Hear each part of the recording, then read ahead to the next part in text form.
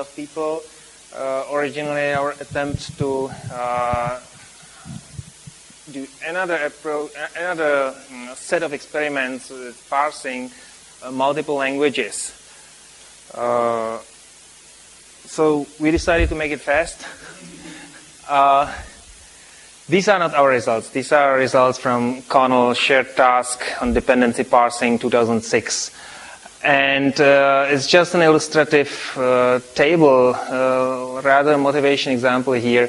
These are a bunch of different dependency parsers in the columns and several languages, or you could say several various tree banks for various languages in the rows. And the obvious question is, if there is for one parser, if there is a higher number for one language and low number for other language, and if you observe the same tendency across several parsers, does it say anything about the language and its difficulties or not? And the obvious question is also an obvious answer: no. Because if you look at the tree banks, even briefly, you realize that there are many differences, not just in the languages, but in other respects as well. So, first of all, there are huge differences in data size. Some of the tree banks are very small, the others are quite large. So, the first obvious reason why some numbers might be lower than the other numbers. Also, the test data used for the Connell shared tasks are rather small, so again, there's good chance that there will be deviation, and for different test data of the same size, you would get completely different results. Then, of course, language differences are also one of the important aspects. There are also domain differences. Some of the data are from spoken data, verb mobile corpus, for instance, which consists mainly of transcriptions of spoken negotiations about meeting points and times. So these are rather short sentences, probably easier to parse compared to newswire text or in popular publications with longer philosophical, possibly, discourses. So that's much more difficult to parse. And then the main point we are going to focus on today are annotation style differences. And you will see that there are many differences in the annotation guidelines of the tree banks, which could be responsible for quite a large proportion of the differences in parsing accuracy. So our task was to try to gather data for as many languages as possible, dependency tree banks only, but some of them are not natively dependency based, to look at them, analyze them as closely as we can, and find all the style differences that we are able to recognize. Then to try to unify the styles so that we get a set of multilingual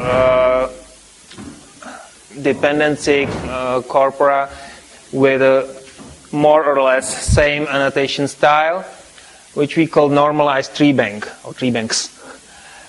And then the second part of the task was to try all the alternatives that we learned that are possible, or maybe others that we just invent, to the unified style, so make transformations of the normalized corpus, and to see what it does to the parser and to the parsing accuracy.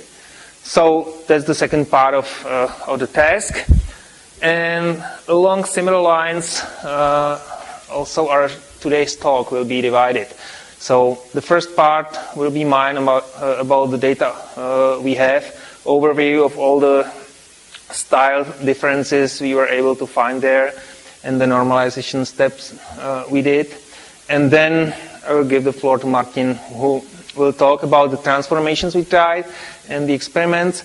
But because of the complexity of the task and because we realized that some of the transformations don't give us promising results, at least in the preliminary experiments, we only focused the experiments on coordination structures. Which is not to say that we wouldn't do anything else in the future, but we just were not able to do more in this time. So these are the languages that we either have, or at least know that we could have them. Most of them are available under acceptable license terms, either for free or free for research purposes, or are available for the members of the Linguistic Data Consortium, so for UFAL people as well. I think the only notable exception is the Chinese Sinica Treebank, that we have the license, but it's not publicly available for free for research. So there have been many different sources of the data, the Connell shared tasks being the most prominent ones. So the Connell 10 or Connell 2006 shared task featured 13 languages, 12 of them kind of officially, Bulgarian being introduced later to the shared task. Then next year's Connell, a different set of 10 languages. Some of them occurred repeatingly, so these sets overlap. And sometimes having a language in 2 years of Connell doesn't mean having the same data. Usually they upgraded it or even chose completely different treebank. Then there was Connell 2009, which focused on semantic relational learning, but it also included dependency parsing on the surface level. So again, these are data that we could use. These are usually much larger than the previous years of Connell.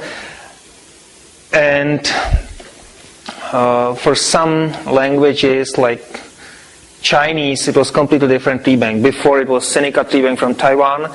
This time it was converted Pan-Chinese treebank with different tags and annotation style and so on. Also for Japanese, the Japanese data from the previous Connells, or from Connell 2006, I guess, was the Verb data created in Germany. This one was something from a Japanese commercial company. I don't remember the name, but anyway, this is the only data set that cannot be used anymore. That has restrictive license, and you ought to remove it after the shared task, so it's over.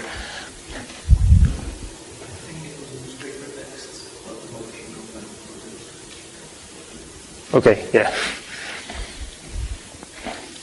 Then there is the icon contest in India, 2009 and 2010, which focused on Indian languages, but again, it provided data sets for 3 Indian languages. For 2 of them, it was rather small tree banks, Bengali and Telugu, while Hindi was moderate size. Again, it was available in their own native format as well as the Connell format, so easy to use along the other tree banks. And then there is a bunch of other languages that can be found on the web and downloaded in various sizes and qualities. So, for instance, there is the Parsers project with ancient Greek and Latin data modeled quite similarly to the Prague Dependency Treebank. The Basque treebank is actually an extended version of the Connell treebank, which we got just by emailing someone in the Basque country. There is Hebrew and Icelandic, historical Icelandic corpus, which is phrase-based.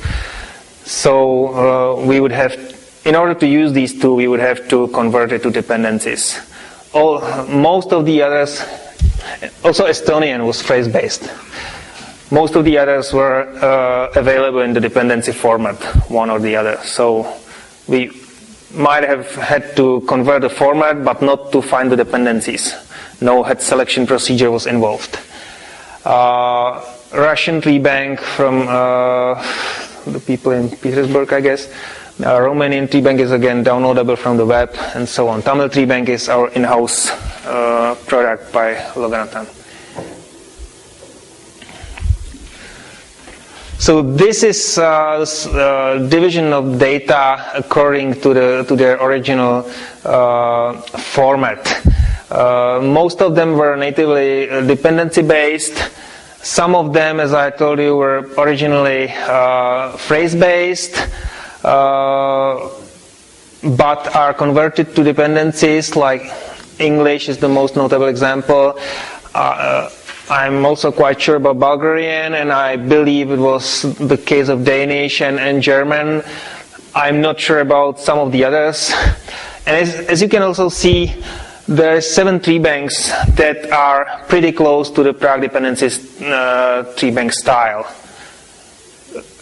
In addition to the 3 treebanks created here in this building, there were quite a few others that were so inspired by the work that they did it almost the same style. So I guess this was a list of something like 31 languages. Out of that, we were not able to do anything with these 3. For Chinese, it was just because lack of manpower and effort to decrypt the documentation and so on. In the case of Hebrew and Icelandic, it would be much more effort because of the phrase-based to dependency-based format conversion. For the other languages, the level of success or quality of processing still varies, because for some languages, although we applied some normalization scenario, we still know about issues that have to be solved. So this is still work in progress. Now, some statistics about the corpora. From the point of view of data size, you can see that it's very different. Maybe I should have opted for logarithmic scale here. Largest treebank by wide margin is English pen treebank, almost 1 million of words. The reason why you don't see Czech with the column of same height is because the kernel data only contains a part of the Prague dependency treebank. So not all the data we have has been included there. And because we are working mostly with the kernel data, if available, for the purpose of comparability and so on, so we have just slightly more than 400,000 tokens here. So this is still in the set of larger treebanks. Then there is quite a few treebanks that have something like 100 to 200,000 tokens, and a couple of very small corpora that are just better than nothing, because there's nothing more for that language. In terms of sentence length, which probably is somehow related to the domain of the treebank, but also to the language, the most prominent here is Arabic, Prague Arabic dependency treebank, with something like 38 tokens per sentence on average. Then it differs according to probably the average in the language, and some of the rather low ratios I wanted to point out is, well, Romanian. It's probably because their unit or their segment is not the whole sentence, but rather a clause. So they erased all the punctuation marks and separated segmented clauses, and you would have 1 tree per clause. So then obviously it's smaller. For Telugu, my suspicion is that they have so long words, and they probably even collapsed chunks together to one node, because in the documentation they say that for Telugu and Bengali they only have dependencies between chunks, not between surface words. But because I don't speak either of the languages, I can't verify anything of it. And then non-projectivity. This is an interesting figure. For most of the languages, you'd see what has been published for Czech. 2% of tokens or nodes are attached non-projectively. And more or less similar thing is in other corpora. Some of them are almost projective, but no treebank where I try to measure this. I don't have figures for all 31, but no treebank was completely projective. Always there were at least a dozen of non-projectively attached tokens. It could be that actually, according to their annotation guidelines, it was an error, annotation error, because also some of the treebanks had cycles inside. So maybe this is, I can't deal with cycles, so I just had to remove them somehow. But I could work with non-projectivities, so I didn't try to remove them, but maybe these are also errors in these treebanks. On the other hand, ancient Greek, 19%. Latin, 7%. I will show you an example later. And also Dutch is quite high and Turkish is quite high. But for Dutch and Turkish, I think it might be also because of their some of their annotation decisions. While maybe for Latin and ancient Greek, it's also related to the nature of the language.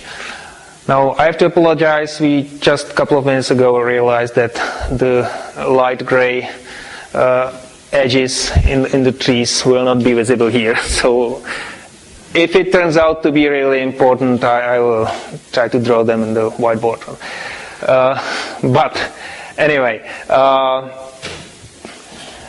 this is kind of a normal example of non-projectivity as we know it from Czech treebank and as I saw it in many other languages. Like you take one element and shift it a bit in the word order, although you still, according to your annotation guidelines, you still want to have it attached to something that became non-projective. Like here, up to the chair of the parliament, this element that somehow emphasizes the chair is moved here, so this edge is non-projective because the parent of the chair, the preposition, is between those two. So this is kind of normal non-projectivity that we see usually. On the other hand, and now I'm really sad that we don't see the edges. This is also great.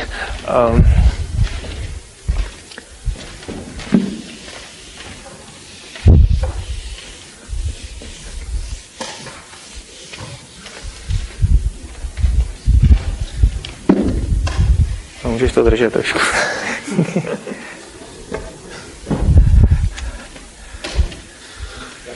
So, let me just... It's also not much visible. Děkuji. Okay.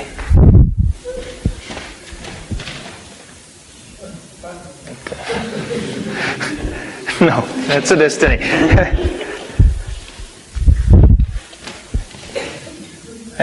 Anyone else has a marker here?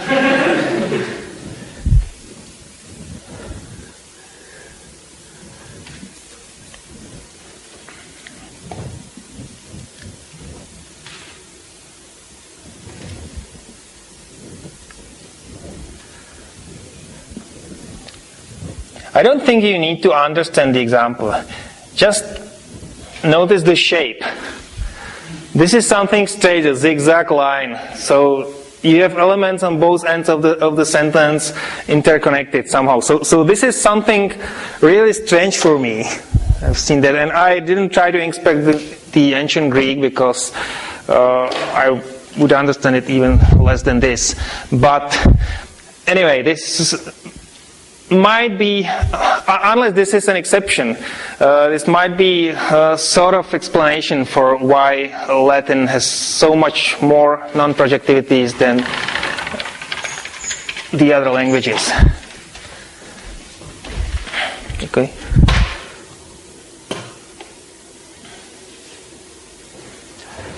So, that was for non-projectivity. Another thing is morphology. Here I'm already showing you a PDT-like morphological tags which were converted from the original annotation. So this is not the original tags which were present in the Latin dependency treebank. We had to convert them somehow, at least the part of speech part of the tag, because during the normalization effort we had to be able to say at least whether something is verb or participle or noun. So some of you may have heard from me previously about the Interset project, where I tried to unify all the features that are usually encoded in morphological tags, and now we used it for unifying or decoding the morphological or part of speech tags in most of the treebanks. So although we don't have complete interset coverage of all the languages, at least we have a basic decoding procedure for most of them. So we are usually able to say the part of speech, sometimes the other features as well. And having that and having the complete driver for the Prague dependency treebank tag set, we are able to show to the user something that many of us are used to see. So tags like this that resemble the Czech part of speech tags but may have different combinations of value. Of course, for many languages this will be lacking some information that was present in the original data. So normally, internally, we keep all the information that was found here, but we keep it in a unified way that can be queried. While this is only something for quick reference for a user who is used to the PDT tags. Now, when speaking about morphology, I also have to mention the source of morphology in various treebanks. Not surprisingly, some of them have manual morphology while others don't have it. Sometimes we don't even know. But usually it's a gold standard manual morphological annotation, which is good for the inspection of the data, for any transformation effort. On the other hand, it makes any parsing experiments less realistic. We know about it. We would like to do our experiments later with automatically assigned tags by a tagger, but so far we have not been able to do that.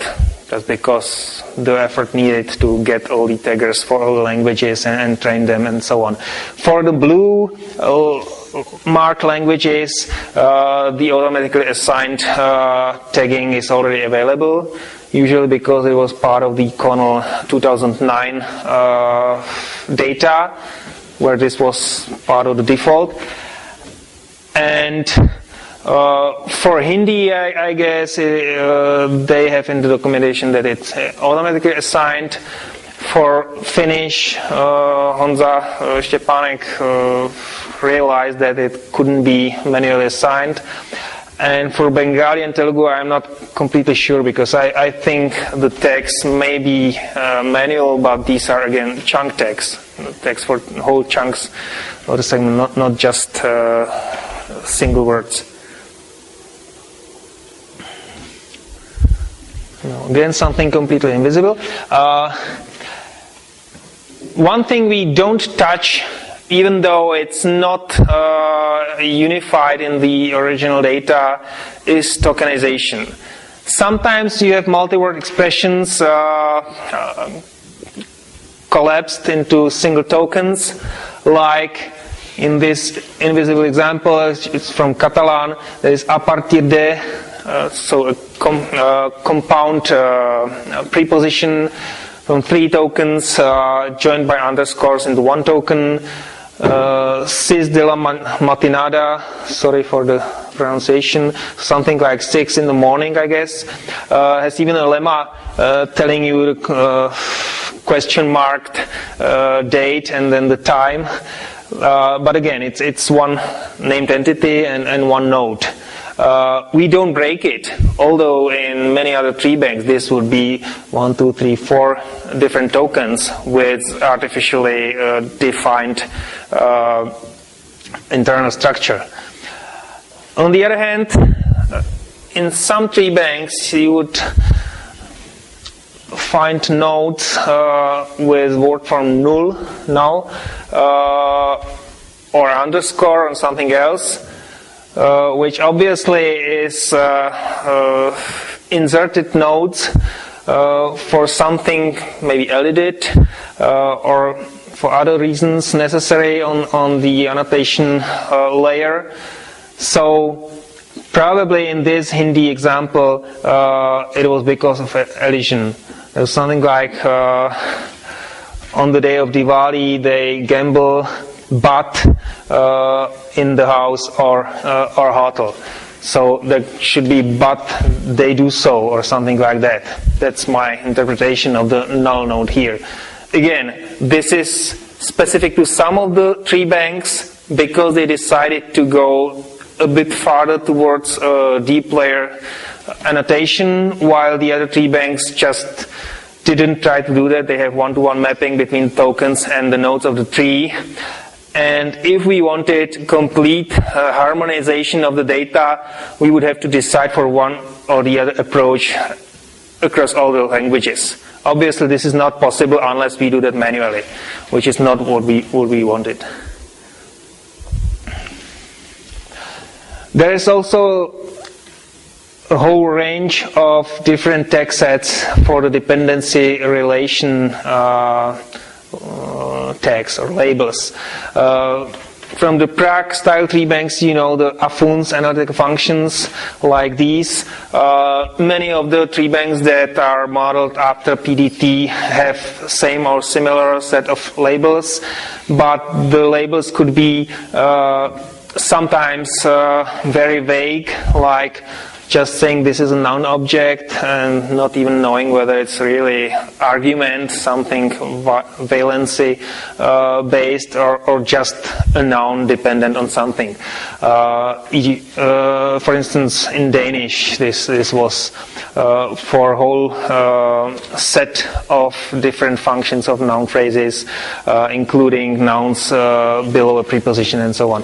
On the other hand, you could have very specific and language dependent functions like phrasal genitive in German, meaning that you have a von prepositional phrase instead of real genitive. So obviously this is something that could be annotated in German and maybe in some very related languages, but wouldn't have any meaning elsewhere.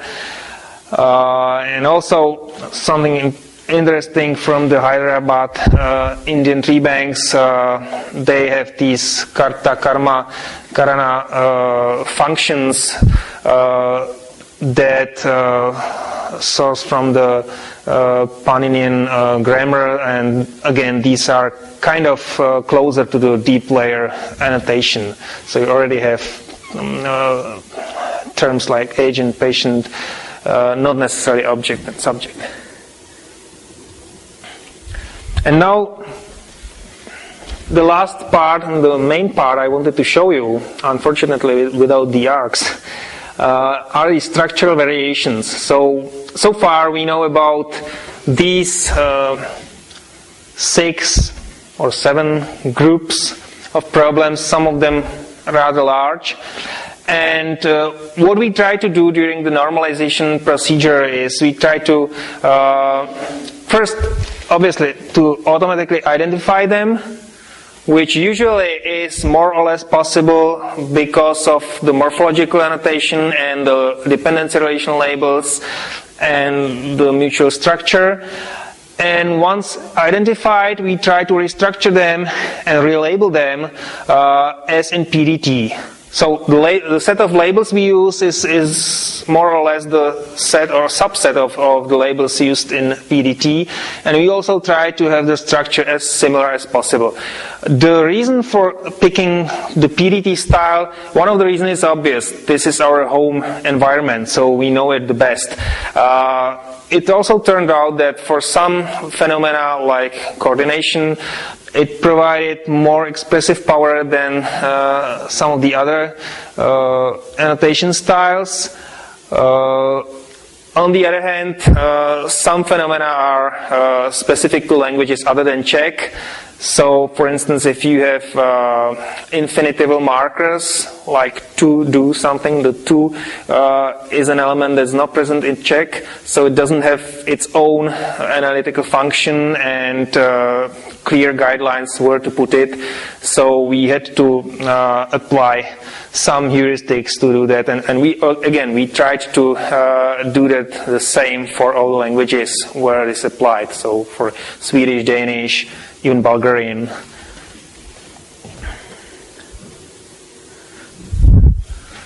So I will try to tell you what's invisible in there. I picked Danish as the first thing and as a special category because this tree bank is real special, exotic, I would say. You can see things like a numeral, cardinal numeral governing adjectives and nouns. Don't ask me why. I heard someone hypothesizing that they originally had a phrase-based tree bank and then they just tried to pick the first token in every noun phrase as the head. I haven't tried to check whether this would be true, but it appears to me that some rule of that nature probably was applied because it's not even consistent. Sometimes adjectives are attached to nouns, sometimes not. But two known Russian historians annotated this way seems strange to me. Same thing here. The preposition determiner, an authoritarian regime, and again the determiner is the head. Strange. But fortunately, it's identifiable and hopefully restructurable. Now, prepositions.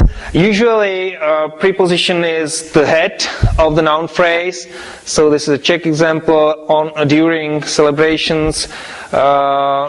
Sometimes, usually, also, I think in the majority of cases, if there is any modifier of the noun, then it's attached to the noun, but not in German. In German, again, probably because of conversion from the original phrase-based structure, the preposition is the head of the whole thing, and this is a modifier of the whole thing, so it's attached to the preposition. So in diesem Jahr, in this year, is annotated as both the adjective and the noun modifying the preposition. The only example where I was able to find the preposition attached below a noun, in this case actually it's a postposition, was Hindi, which surprised me. I thought there would be more than that. But again, this is easy to just swap.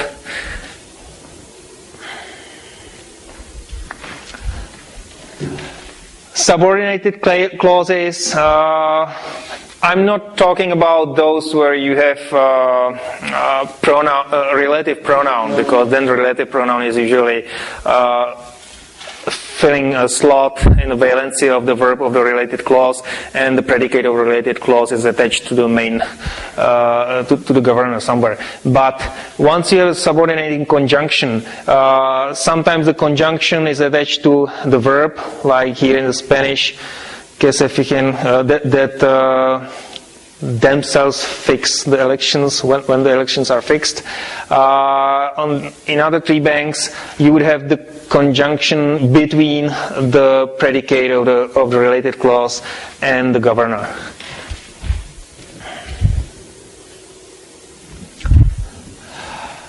Verb groups are a large group.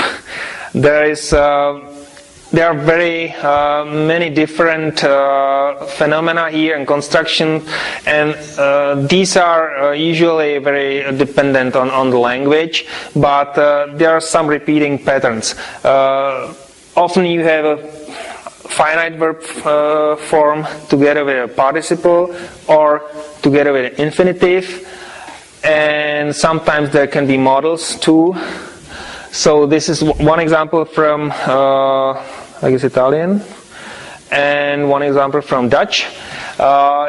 In the first example you have a participle as the root of the subtree, and there is another participle here, the had to be or something. This is the subject, and in the other example, you have the participle here, down here, but the modifiers of the verb are attached to the participle. Sometimes it's normal, because if it's a valency of this verb, then it's logical that it would be attached to this node. Sometimes if these are only adjuncts or maybe subject, they would be in some languages attached to the finite verb, while in others they would be attached again to the same node here, which creates non-projectivity sometimes. So this could be also one of the explanations why Dutch was one of the languages with high level of non-projectivity.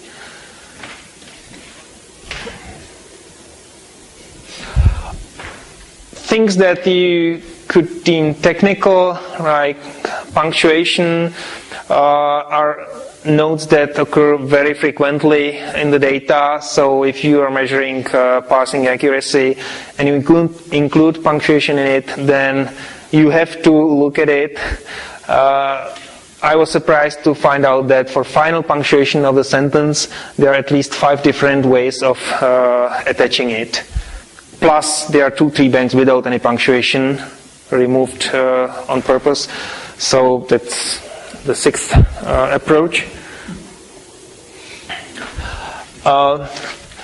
If there is paired punctuation like quotation marks, parentheses, even commas, then usually they are attached to the same head as the element inside of the paired punctuation, but not always. Sometimes they are attached one layer higher, like here, Hillary and Bill Clinton are in the brackets, and for some reason the brackets are on one level higher than Hillary, which again adds to non-projectivity. I'm not sure whether it could create a new non-projectivity, but definitely if there was one already, these are more nodes that participate in it. And then for Italian, invisible line here, this is an Italian example where you just have punctuation attached to the node that is the closest one to it, usually to the left, and if it's paired punctuation, then the starting symbol is attached to the right. So here's mondo giusto as the phrase inside quotes, and just the first quote is attached on this level to mondo, the second to giusto on this level, and that's it. So that's technical. That could be modeled by a couple of rules, but again, a statistical parser probably would not be able to find any rule about how should the head of the punctuation symbol look like, because it could look like anything. And then there is coordination. I know that Martin will have better pictures for this, so I'm just showing you what we found in the treebanks. Martin will be speaking about what we tried to model during the transformation steps. So there are at least 4 different main families of coordination structures we found. One of the families we call Melchuk, because all of the annotations we put into this class have in common that you see a chain of the conjuncts. Sometimes the conjunctions are part of the chain, sometimes they are attached to the previous conjunct like in German, sometimes they are attached to the next conjunct like in Swedish, sometimes the chain could be right to left because of the nature of the grammar of the language like in Japanese. Then there is the Prague style where you have the conjunction as the head of the structure and all the conjuncts are siblings. And you can also have labeling differences, like here the function of the whole thing with respect to its parent is found at the conjunct. And you also have a suffix or some marking of some sort that tells you that these are conjuncts and not a shared modifier of the coordination. While in others, like here in Telugu, you would have the function of the whole coordination at the conjunction, and these would be only telling you that these are conjuncts without specifying the functions anymore.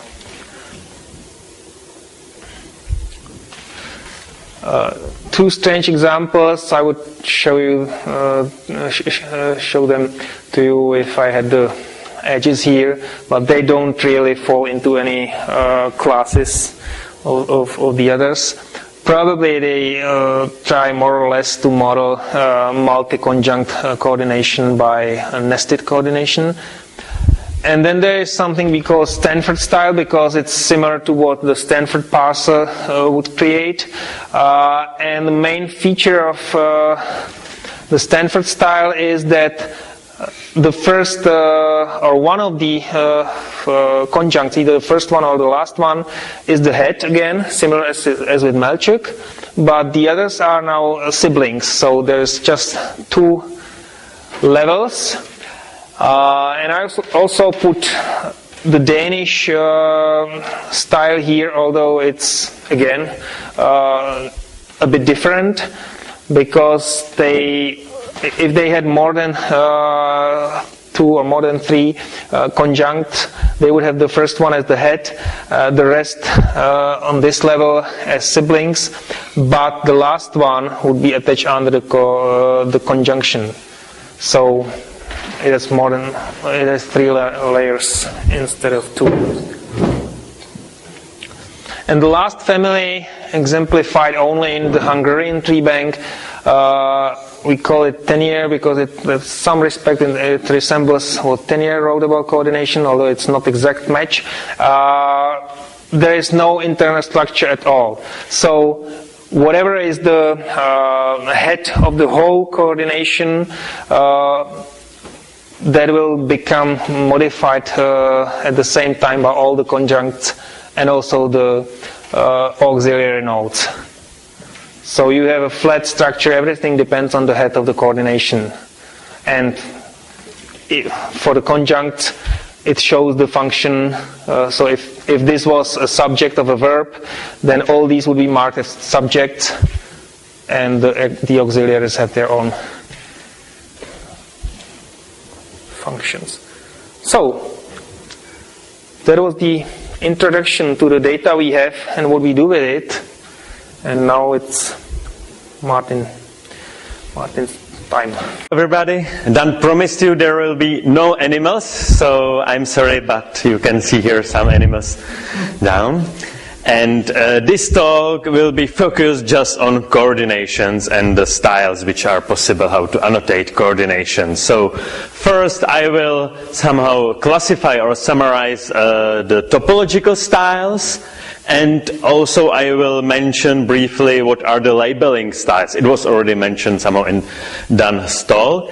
And by the way, how many annotation style in dependency treebanks for coordinations are you aware of? Can you guess the number? Well, we saw here Melchukian and Prague or Pragian style, so at least two. Maybe who knows more styles? Okay, stand for side a third.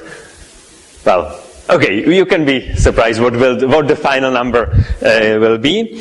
And then I will also probably just shortly mention how the transformation or the algorithm, how to transform, let's say, from PDT style to Melchiorian style, how it works.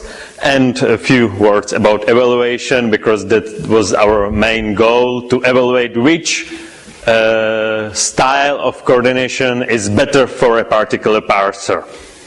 So,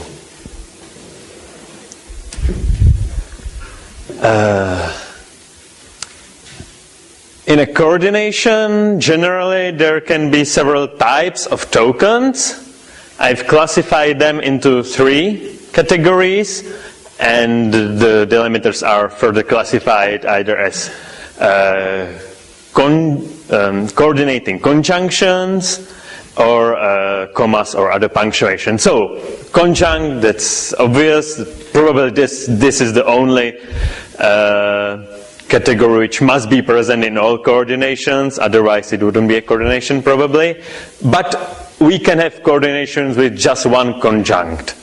It's somehow maybe elected or otherwise. As for the delimiters, I somehow classified commas and conjunctions together, but of course conjunctions can, there can be some semantic meaning, whether you say Peter or Paul, or Peter and Paul, it is something completely different. But from the topological transformation, I can sometimes need to have it together. And another type is shared modifiers, which is exemplified here. So if we have lazy dogs, cats and rats, and the meaning is lazy dogs and lazy cats and lazy rats, then this is a shared modifier of all the conjuncts. So if I want to somehow distinguish it, here Mary came home and cried, then home is modifying only the word came, so I call it sometimes private modifier, which is a new term. Basically it's a normal modifier. Okay, but we have also special cases like embedded or nested coordinations here, John and Mary or Peter. So the main coordination is John and Mary, here the conjunction or Peter, but this is a nested coordination. Well, you can see it from a picture. And of course we can have also the shared modifier can be actually coordinated. So the meaning of this with this red color here is that both apples and oranges are big and cheap. And if I just delete the red rectangle here, it would, well, if there is also the topology you need, but it could also mean that just apples are big and cheap and oranges are probably small. And there are many other examples, maybe I will mention some later, but you can have coordination of clauses where is no conjunction, so only commas, don't worry, be happy, keep smiling. You can have multi-word coordination, so as well as in most styles you must decide that one of the tokens, probably the first S, will be the head of the conjunction, and well S will be dependent on it, but it's just a technical matter how to draw it in a dependency tree. You already saw in some tree banks they decided to put those 3 words together as one token. Well, and you can have conjunction and conjunct in one token, etc. So, let's start with the classification. So we already mentioned that we have some 3 main families of styles. Instead of Melchiorian, I will probably call it Moscow, just to have Prague, Moscow and Stanford. And what I want to compare on this slide is only those in red boxes. So it's just the configuration of conjuncts. what I consider is the property of family. So in Prague, all the conjuncts are sibling and the head is the conjunction. Here, the conjuncts form a chain, and there could be or couldn't be the conjunction, and in Stanford is the third case. Then if you have a, let's call this a chain, you must decide what will be the head of the chain. By head of coordination, I mean the uppermost node, which will be the child of the parent of the whole coordination. So either the rightmost or leftmost. And this is for Moscow family, but similar you can, for Stanford, you can also decide whether to have the rightmost or leftmost.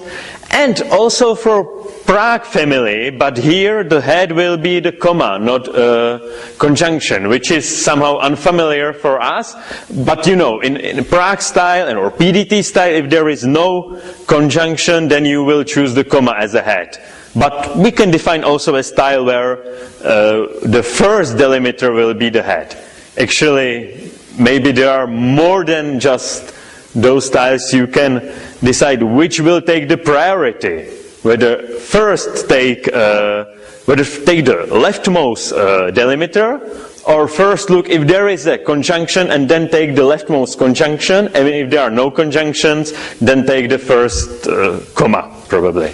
So this was not classified here, but you can go further and have more styles.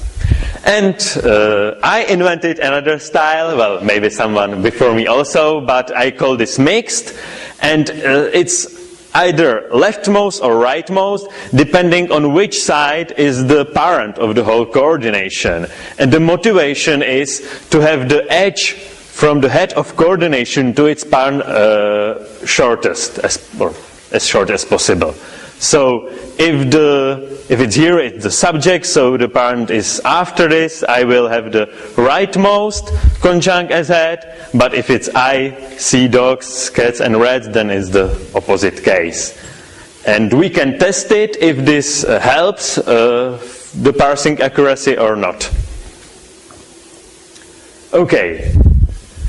These were family and head, and here is third question, how to attach shared modifiers. So, well, this is again for the Prague style, and here for us is somehow obvious that the shared modifier will be hang on the head of the whole coordination, on conjunction, which is somehow technical mean how to say that lazy modifies all of the conjuncts.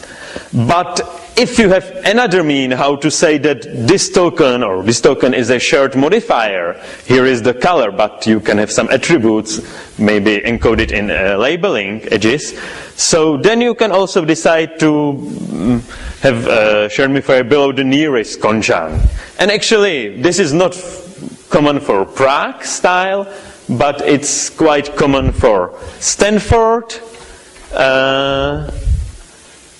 style, and for the Moscow it would be similar. Actually, here is one problem, because in other styles than Prague family, in the treebanks which use Stanford or Moscow, they usually don't mark whether a node is a shared modifier or private modifier. So we were not able to normalize it. In some cases we could guess.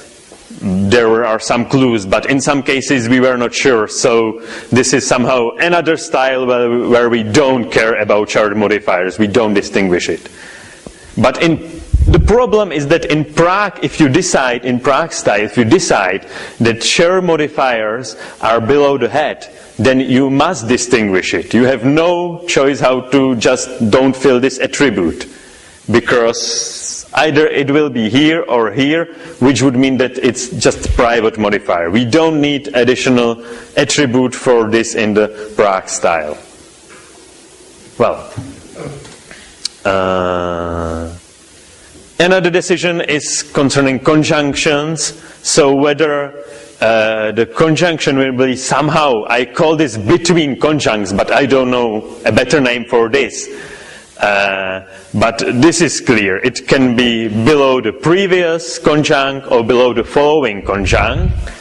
And you can probably see that this and this is exactly the same picture, but it's just a matter, if you choose, well, I will show another slide. So, well, on the slide before it was Stanford, family and rightmost head. Here I will show you Moscow and leftmost head. So here there are three different pictures, and this means between conjuncts, that it's in the chain. It's one member of the chain.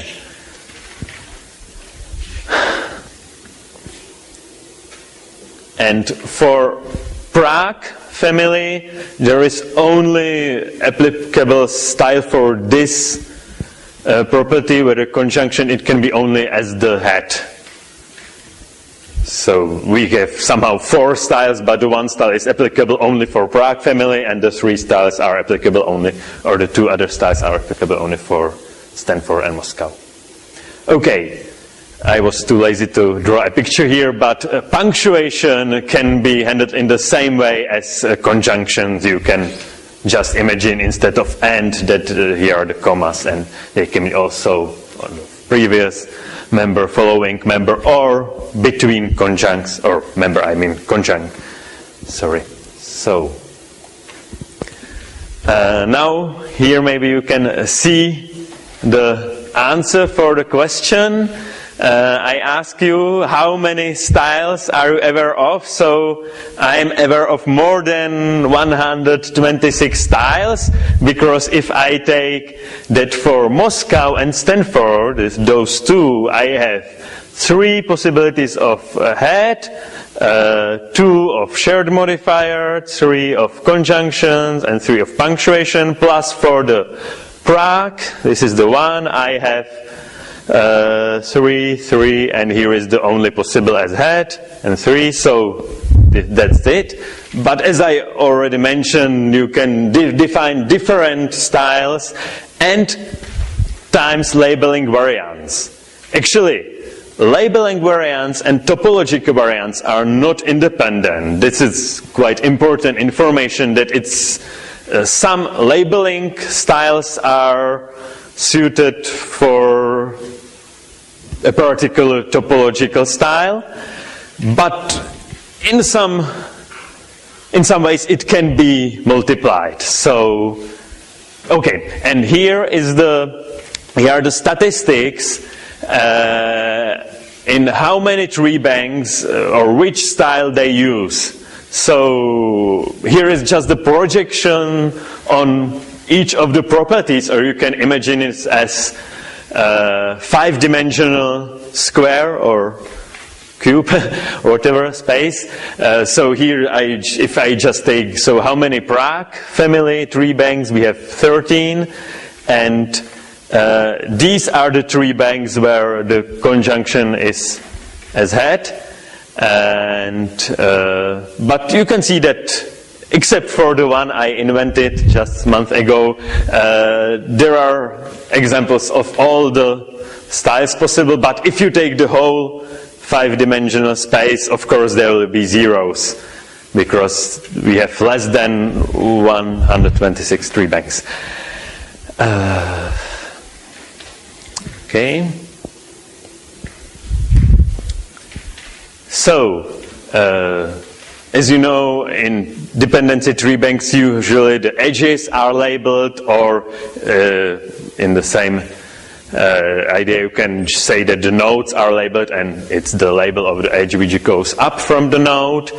And the dependency labels, no matter what you call it, analytical function or dependency relation or whatever, are usually somehow linguistically motivated and can be fine-grained or coarse-grained. But as for coordinations, you can either decide that you will have special labels for coordinations which cannot be combined with other labels like subject and object, or you can encode additional information whether some node is a conjunct into the dependency label. So you can have subject which is a member of coordination, meaning a conjunct.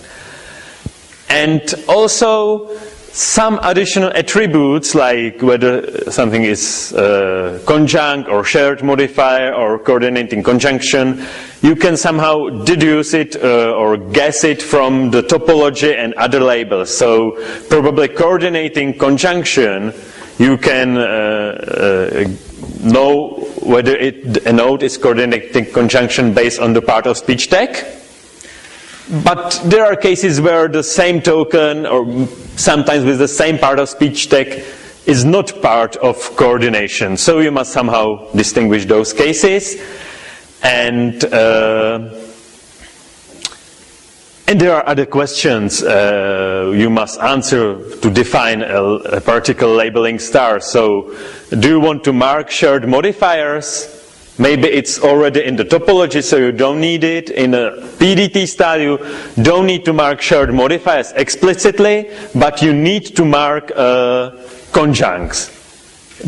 You can also define a style which will be equivalent to PDT style, where you mark only shared modifiers and expect that if a node is not marked, then it's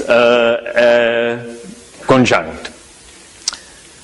And in Stanford and Moscow styles, you can decide whether you want to somehow, how to handle nested coordinations.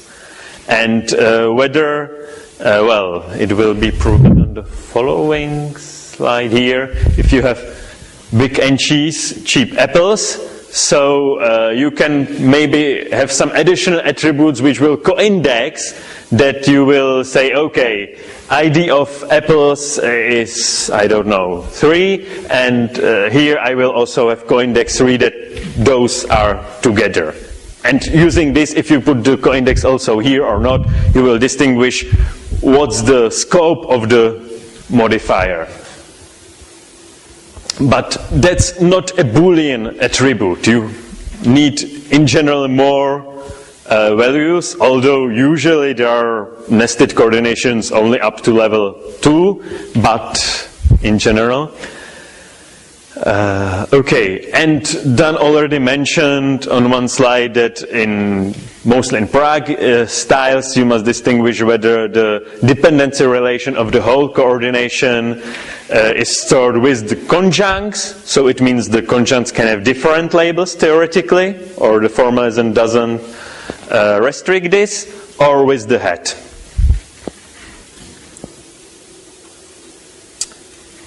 So, the transformation algorithm, you must do 3 subtasks. First, detect where are the boundaries of coordinations, which is especially needed in nested coordinations. Otherwise, it's usually, well, you expect that the coordination is a connected subgraph of the dependency tree, although as we saw before the 10-year style, there is not connected. But we haven't done experiments with 10-year style so far, so then it's quite easy. But for nested coordinations, it can be very difficult, and in some cases also probably not possible to do correctly for all combinations. And you need to classify the participant or the tokens and say whether it's a conjunct, comma conjunction, or shared modifier, or another type of token, which is, I don't call the rest, I don't call participants of coordinations. And those first 2 subtasks are usually done in, or I do it in one step. But the third subtask, I have it as a separate subroutine where I have already detected all the coordinations, and I just take one after another and transform it to the target style which I want to have on the output. And well, I will show this on another slide. If here is a this is a nested coordination, so for the detecting part, I go top-down, depth first traversal of tree, but I remember all the information on stack, and I start transformation bottom up, and the reason is, I haven't drawn the picture here, the step between is that you take this token, we are transforming Prague to Moscow style. So this is the first conjunct in this coordination. So this will be the head. So this goes here, and this token goes down. And this way we have solved the first coordination. And then you will solve the outer coordination. But you need to have this token netelefonuje here, and it will be the conjunct of the outer coordination. So just technically you need to do the steps in a correct order. So, well, this was all for the algorithm. And here are problematic cases where if I transform this Prague structure to Moscow style and then back to Prague, I can think of it as one coordination with multiple conjuncts, and I will end up with this. Or I can somehow guess that this is not multiple conjunct coordination, but a nested coordination. But how to know this? Probably you will need some additional information. So this is the cause, well, this is one of many causes why transforming something there and back is not identity transformation. You can basically say you can have errors just in the transformations. And I think this is maybe interesting also from the linguistic point of view, whether those two structures are actually different from the semantic point of view or not. If it was the case that it was Peter and Mary or Paul, so here is and here is or, then it's clear that it must be nested and you cannot just have multiple conjunct. But here there are two commas, which is somehow something like and maybe this means that those two tokens are somehow closely related together, but well, I'm sorry, here is not the English translation, but it's one of the first sentences in Prague Dependency Treebank in our data set. So, well, it's an open question whether this is actually maybe not an annotation error. I don't know.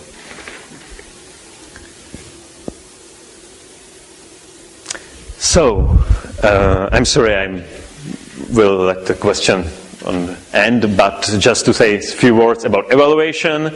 So, there are two ways how to evaluate parsers on different transformation. The first, maybe the more simple, is to transform both train and test set sentences to the target style, train the parser on the transform training set, and evaluate it on the transform test set. And do this with different transformations and compare the final numbers. The problem is that some styles are more informative or contain more information. I haven't mentioned this so far, but probably you have already seen that the Pragian family, or especially the PDT style, contains most of information without additional attributes. And if you convert from two different structures in Prague style, can be transformed to one structure in Moscow or Stanford style, so there are less information. There is less information in Stanford or Moscow styles. So this is somehow not fair comparison. So there is another way where you transform only the train sentences, train a parser on those sentences, the same, but then you need to apply inverse transformation. So you need to have inverse transformations and evaluate the parser on the original test set. So the advantage of this is that it's more fair comparison, and you can, if you do this experiment and see that maybe Moscow style has better performance even after transform back to Prague style, if you, according to this approach, then it may be one of the reasons why, okay, let's release the next PDT in Moscow style. Of course, the opposite reason may be that if we know that we can store more information in the Prague style, so don't care about parsers when designing tree banks. But at least we can say the people who experiment with parsers, you can apply this transformation and it's already implemented and you will have higher accuracies. So, unfortunately, I have only preliminary results, so it doesn't matter that the numbers are so small you cannot read it. And the bold, maybe you can see some more black places. Well, maybe I can zoom it, but those are significant improvements. But the disadvantage why I consider this preliminary is that we did only the first type of evaluation. We are ready for the second one. I have implemented also the inverse transformation, but as you have seen, there are so many transformations and so many tree banks, so we need some time to compute it on cluster and so on. But and also there are other problematic cases where the round trip in transforming, let's say, from Prague to Moscow and back was not 100% accuracy of unlabeled attachment score because of some technical issues. Maybe there were some quotation marks which were considered similar as punctuation and shouldn't be. There were no nested coordinations, so there is still some space for improvements. Okay, so thank you for your attention, and we can start with question either for me or Dan.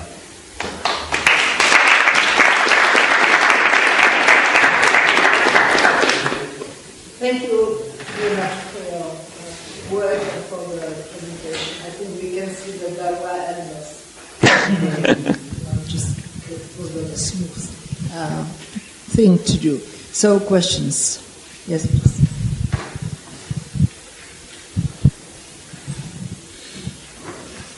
How did you actually look for instances of coordination? How did you actually define coordination? I ask because you showed some coordinations in Japanese, and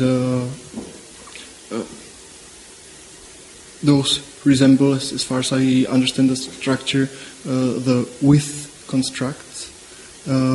Yeah, so I guess you didn't include things like mom with dad in your coordination, and if you didn't, why did you include the to constructs in Japanese?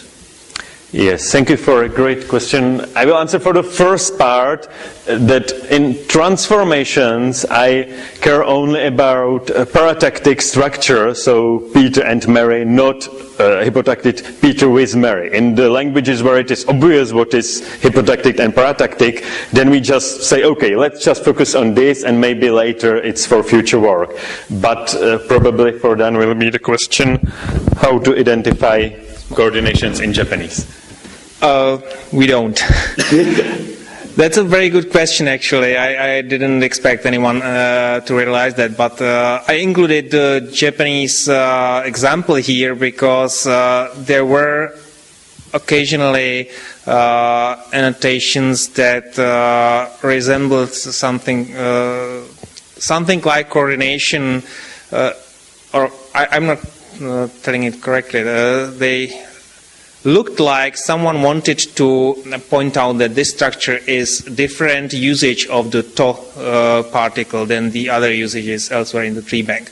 That was why I decided that occasionally it was probably meant as coordination. On the other hand, you're right that mostly it's somehow overlapping with the construction John with Peter with Mary, which is not something that we would process in any of the other languages. And we also didn't include Japanese in our experiments. So I just have it because I tried to inspect all the languages we had. But when we realized that actually the number of coordination structures that we were able to identify in Japanese was by the order of magnitude lower than in the other tree banks. And then we realized that it's probably because of this feature of Japanese, then we excluded Japanese from the experiments.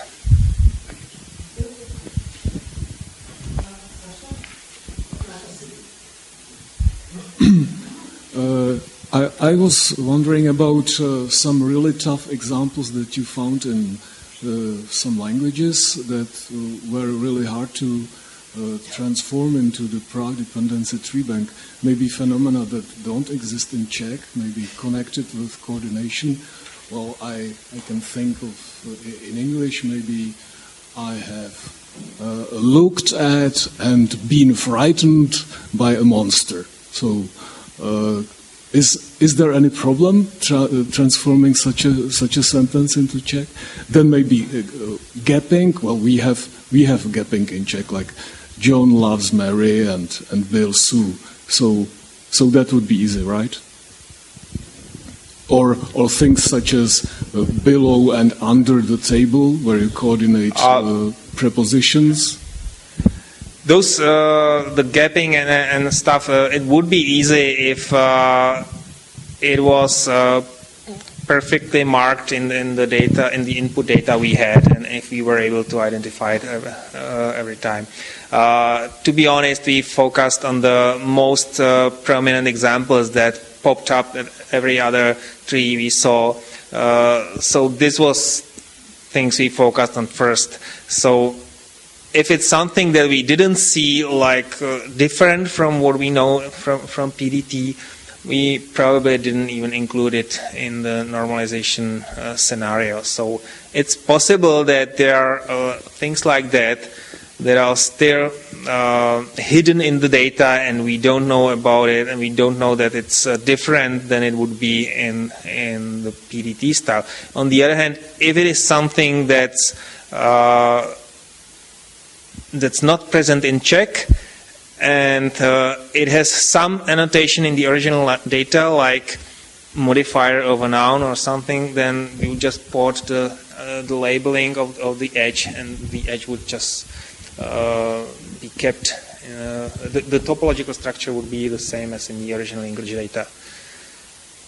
But one of the examples of something that's really I couldn't find anything similar in Czech was the infinitive markers, which is also, it was in languages that I don't understand. I just can guess what it means, possibly with the help of a textbook of the language or Google Translate. So I had a tough time with the da conjunction or particle, or how they call it in Bulgarian, which probably is something similar to the infinitive marker in Germanic languages. Possibly it's also something like subordinating conjunction.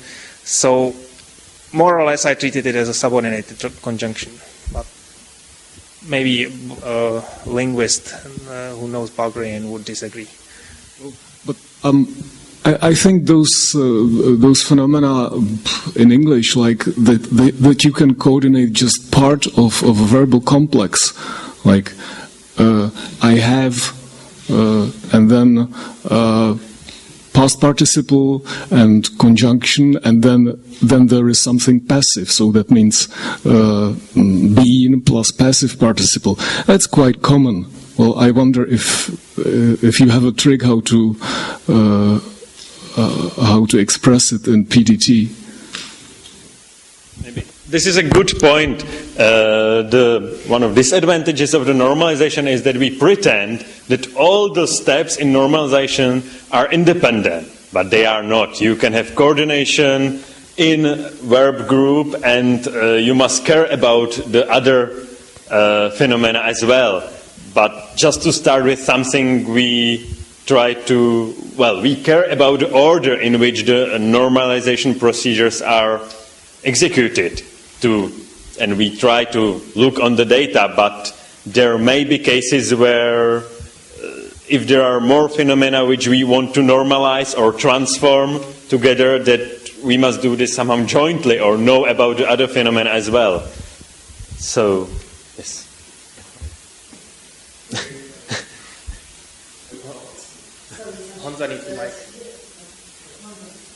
Maybe a small note that might have been part of the answer to both the preceding questions. We did not try to fix the errors, to add something to the tree banks. We just believed that the people built the tree banks and they knew what they were doing. And we just tried to get the information that was there and transform it. So if there was, all these things are somehow like adding something more than there was in. Then I don't care. But for the topology, we hope that we don't lose the information. So far, we don't have a proof of it, because a proof would be the round-trip transformation from the original style to our style and back, and counting the recall or the accuracy of the whole thing. So how much have we lost? And we shouldn't lose anything. But we were not able to achieve that with 100% accuracy, but then we realized that part of it could be attributed to bugs in the code. So we are still not sure. We don't expect it to be 100% in the end. Probably there will be things that we will never be able to recover completely, because maybe there are deviations from the mainstream style in the tree bank. Sometimes they use something different, and we just don't see it. So we could probably debug it and by looking at single examples, single trees, but that probably is not worth the effort. But we are not that far. So at this point, I didn't mean labeling. I really meant the topological, whether richness in topology. We would like to have as close to 100% information reproducibility or 0% information loss. But maybe I can say a few numbers. These results are based on a transformation where the round-trip accuracy was about 97%. For example, when transferring from Prague to Stanford and back.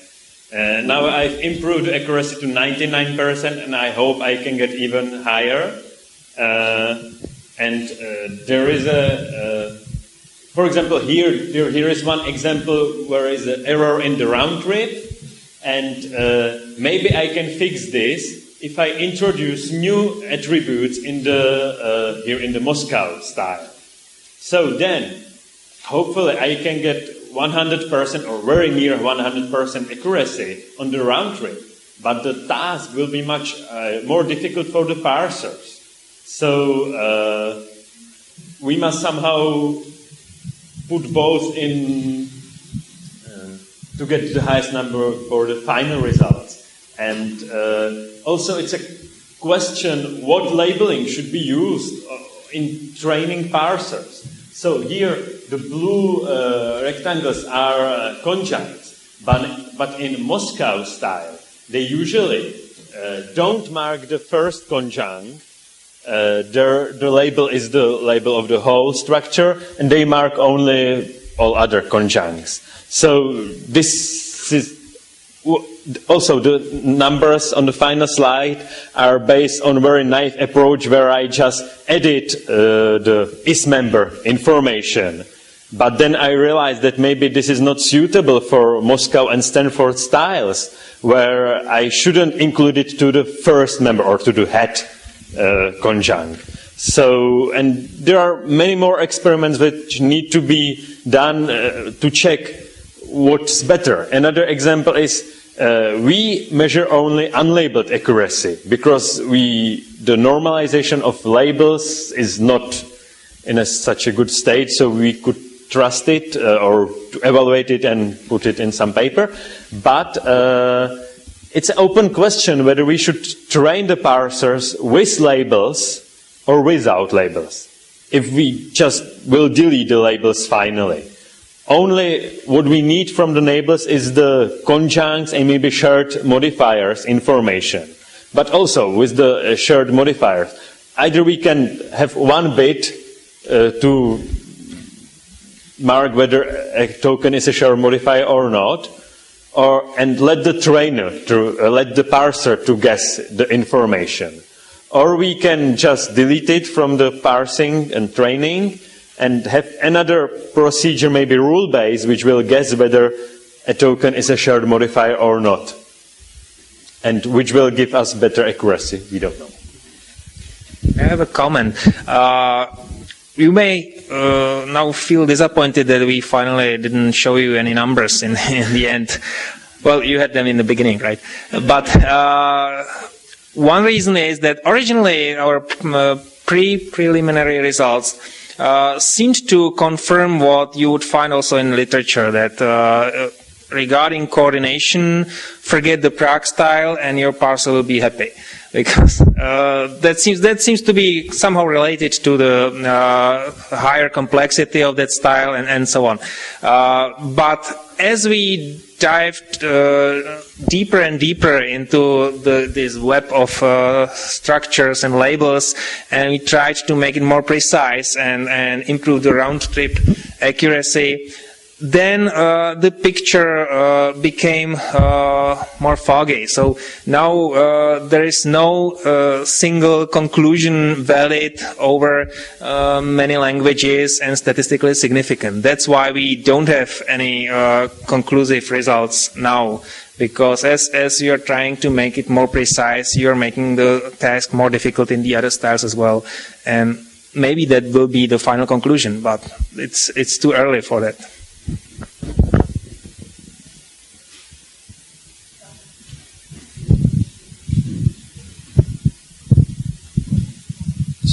So does it mean that you actually don't have any conclusion about the main goal of the work? I'm just trying to figure out whether you already have some conclusion or some hunch at least about whether it makes sense to transform actually the tree banks into unified style or not. I believe it definitely does make sense, even if not for the parsers. It is quite fruitful for the human users of the tree banks to have it in a unified way and to be able to understand. Once you understand one tree bank style, it's advantageous for you to have all the tree banks in the same style. So at least this part of the work will be valuable, I believe. On the other hand, our original motivation was to see how much the transformation could help us with parsing. Now we are not so sure that anything will be helpful so much that we will use it for parsing in practice. But on the other hand, we have processed so many tree banks that at least we have something that we could normalize, and we could use it for comparable evaluation of the parser. So even if you wouldn't use the transformations to say change all the coordinations in training data to style number 125, then train it, then parse it, then transform it back. Even if you skip all this circus, you still would have the normalized data, and you should be able to evaluate all the languages on the same annotation style. So you would have the same complexity, hopefully, and you would be able to even say that this parser is particularly good at something, attaching participles to main verbs, or I don't know.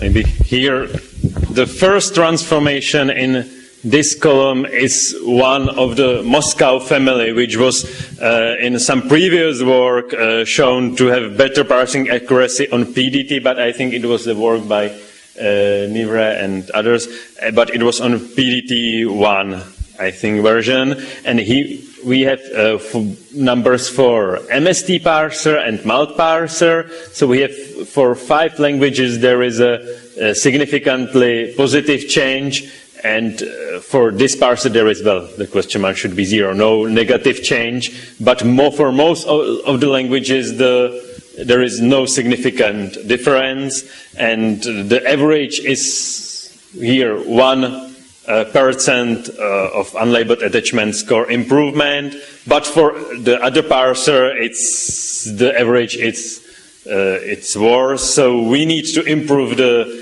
accuracy of round trip and also check other bugs. But so far we have not confirmed the previous work, which said that use Moscow style for parsers. Okay, so I am afraid we have to stop here. Thank you very much for your presentation. And just for the Czech speakers, how coordination is intricate, I will quote here one example given by Jan Vodňanský. I just apologize to the English speakers, but Jan Vodňanský once asked 2 linguists to explain for him what is the gist of the joke in the following stretch. Dědečku, vylez z vany, nastydneš se a umřeš. Dědeček vylez z vany, nastydnul se a umřel. So that's coordination.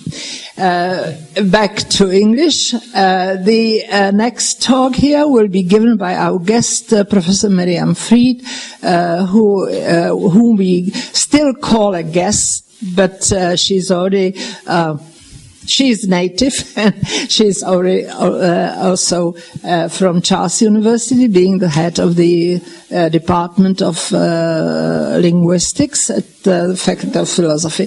And she will talk on construction grammar, which stems from Charles Fillmore's ideas. So thank you for coming today, and I'm looking forward to see you next week.